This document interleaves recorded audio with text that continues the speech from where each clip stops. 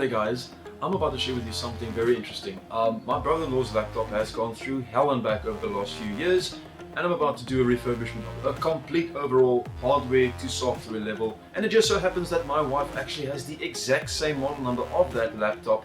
Give it a few digits at the end, but the parts are identical. So whatever I am going to salvage, I'm going to do that. The reason I'm salvaging from my wife's laptop is because unfortunately her motherboard is no longer functioning, which means it just leaves a bunch of parts laying around for me to play around with, and it's going to be a very interesting experience to see if we can get my brother-in-law's laptop a complete overhaul with new parts and a complete refurbishment, giving it some time for the next few years to be functioning.